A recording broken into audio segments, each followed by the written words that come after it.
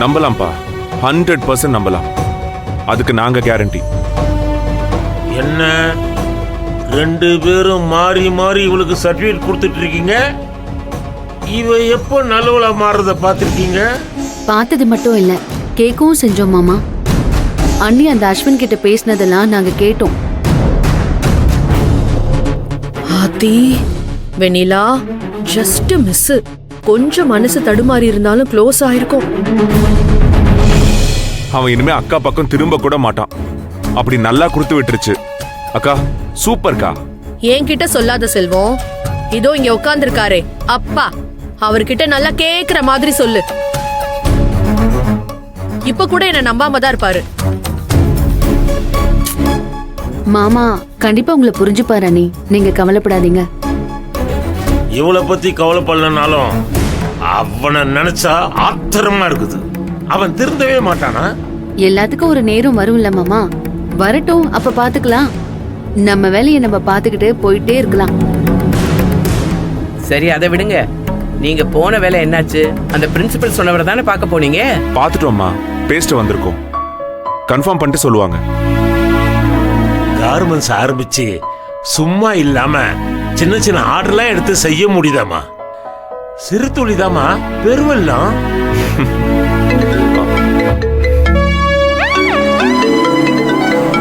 Ranjitha madam. Hello ma'am, சொல்லுங்க. Hello செல்வம் sir, வணக்கம். Empty ஆர்டரை உங்களுக்கு கொடுக்க சொல்லிட்டாரு.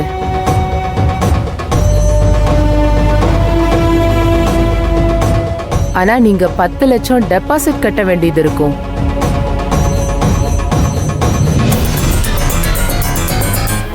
என்ன மேம் சொல்றீங்க? என்னாச்சுங்க?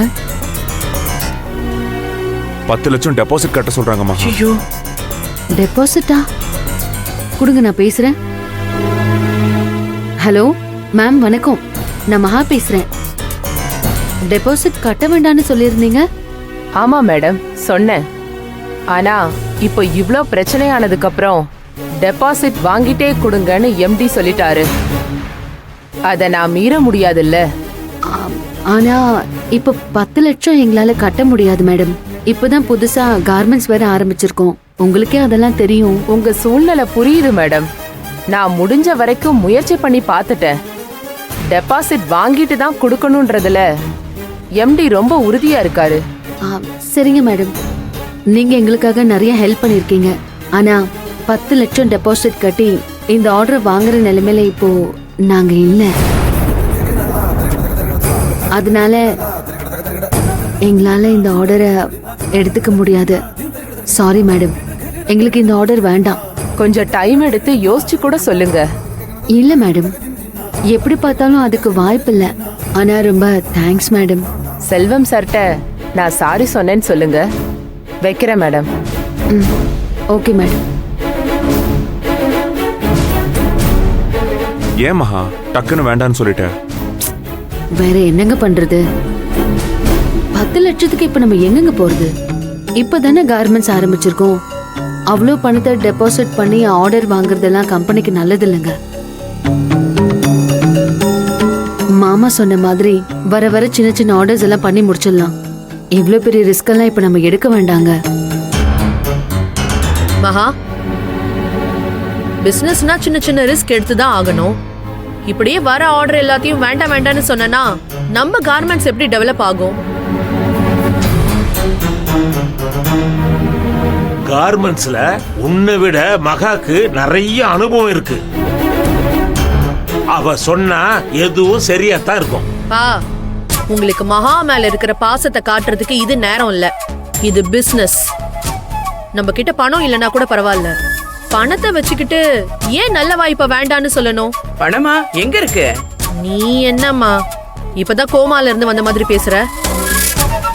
அதான் செல்வத்தோட பணம் இருக்கே, அதுல இருந்து ஒரு 10 லட்சம் ரூபாய் எடுத்து கொடுக்கலாம்ல. அதானே உன் குறி எப்பவும் தப்பாத. நான் என்னமோ எனக்காக கேக்குற மாதிரி பேசுறீங்க. நம்ம கார்மெண்ட்ஸ்க்காக எடுக்கலாம் தானே சொல்றேன். அண்ணி, அது வேண்டாம் அண்ணி. அது சரியா வராது.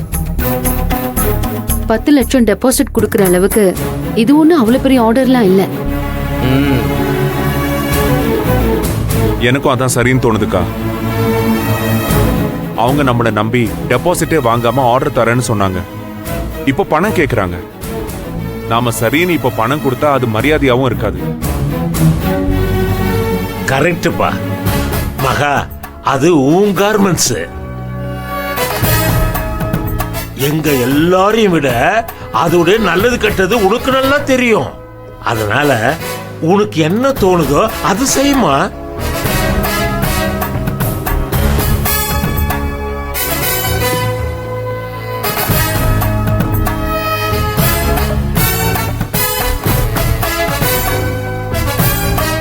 அப்பா, என் பணம் தப்பிச்சது.